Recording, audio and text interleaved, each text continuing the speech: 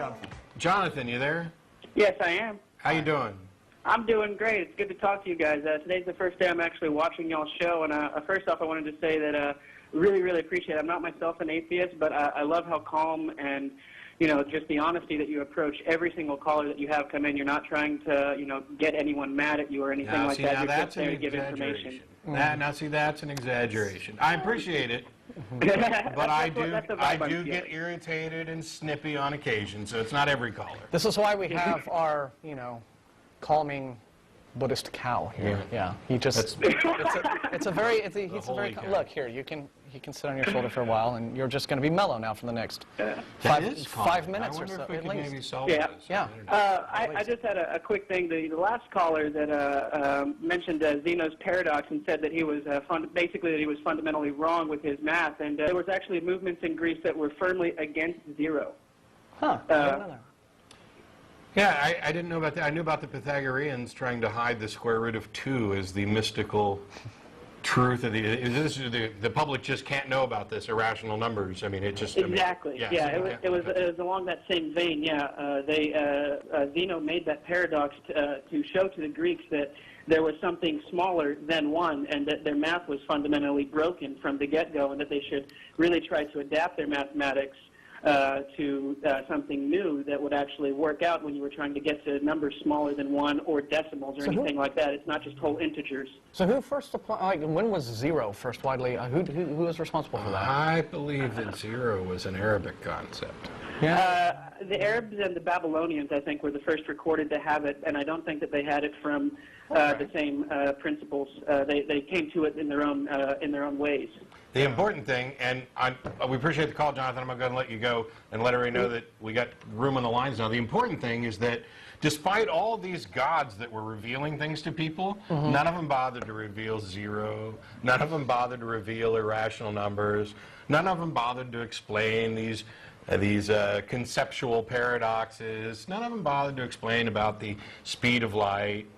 This is all stuff that we had to kind of figure out. People had to figure those sorts of things. None of them bothered to explain about, you know, viruses and bacteria causing diseases. This is why I always really have a good chuckle whenever I hear, you know, say, evangelicals on the Christian television networks talk about how, well, you know, if you look at the Bible, all modern science is in there, and it has been for. And it's like, well, you know, if people weren't applying it, what good was it?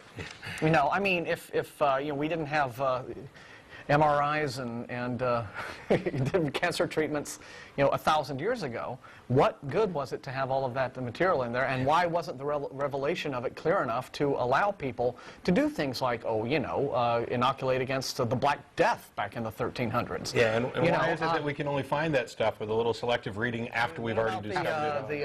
The modern science in the Bible? Yeah, you had made a comment about God being not revealing. Actually, I made a comment that none of those claims of God's revealing things revealed information that was relevant. Right, and you were saying, why didn't God reveal whatever back in the day and whatever back in the day? Yeah, well, we were talking about people claiming that, for example, modern scientific concepts have actually been present in the Bible for 2,000 years. And my response to that is, well, you know, why then weren't those principles being studied and applied to daily life if they were revealed there? You know. Well, I would say that it goes back to the idea of Adam and Eve and the fruit of knowledge. That fruit of knowledge was pursued by man, okay, and man went with his knowledge. And God would reveal his ultimate truth. And had God, well, I just wanted to make the quick point that had God revealed his science or math or whatever to humans when they weren't able to conceive it, it might appear as magic. And it might misconvey God's message.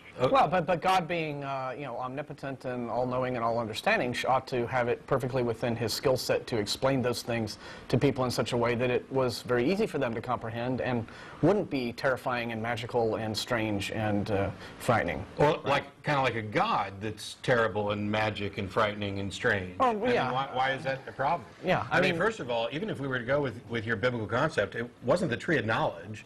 It was the tree of the knowledge of good and evil. It wasn't about knowledge and understanding that supposedly came from that tree within the bounds of Christianity. It was an understanding of right and wrong. So, I mean, the tree thing, I mean, doesn't even address the issue. But if the concern is that if God were to reveal something to people who weren't quite ready to understand it, well, why didn't God make them able to understand it? Yeah. Because that would be spoon feeding. And that wouldn't be growth. That would be simply, that would be like a robot, building a robot.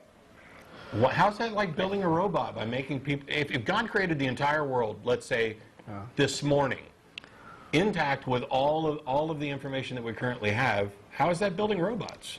And how is that? How is it any more building a robot than to do what he actually is said to have done, which is, lay out a list of do's and don'ts, and if you do the do's, you're okay, and if you do any of the don'ts, you're condemned, damned, whatever. That to me, just setting together, a world, putting people in it, and saying, "I am your God. Here are my rules. You must obey me. If you eat from this, eat the fruit of this tree, oops, you did it. Well, there you go. You're cast out.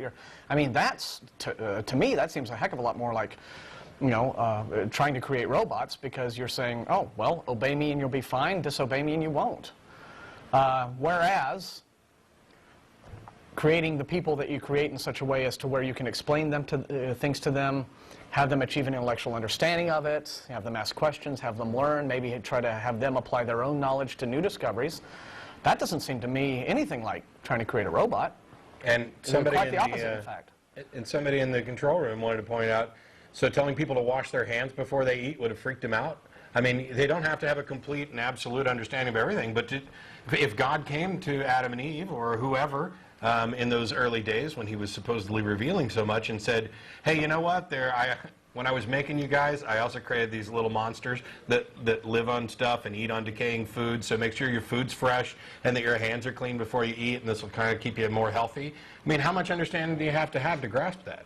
Well, the idea of bacteria is kind of ludicrous, only because had God told an archaic human, about bacteria, it would become mysticism because you can't see it, because the understanding of very Well, you can't see God, you can't see heaven, you can't see hell, and yet these are all beliefs that were promulgated and expected to be adhered to. I mean, there's lots of things that religion asks you to do. But they're governing beliefs. No, I can't. The idea of bacteria wouldn't be governing. Well, how is it not? I mean, if you look at the idea of boils and pestilence, he in fact did bring up the idea of bacteria. With the idea of boils, you'll be stricken with boils. He didn't say they were made of little tiny organisms, but he said don't do this, otherwise you'll be stricken with boils. Well, then why is it okay to insist that people believe in the unseen and the unknowable and the unprovable if they're governing beliefs, as opposed to if they're it not being okay if they're not governing beliefs? I don't get the distinction there, or that that has any bearing on anything. The misconception you guys are coming from is that God came down and wrote the Bible with his own mighty hand. No, actually, we don't believe in a God at all. You're saying that. With your argument, you're saying that. Okay. I'm saying that each little individual thing were revealed to man, and man wrote it down. So man didn't have the concept of bacteria back then. Man didn't have the concept. And if God is revealing things to people, which is what you believe, why wouldn't he reveal things that were useful and true? And he has revealed that. We got electricity. Do you think that... Whoa. What did God reveal about electricity? It's God gave man his mind, and... so therefore everything we learn and discover God gets credit for because he gave us a brain. Is that not the weakest argument ever?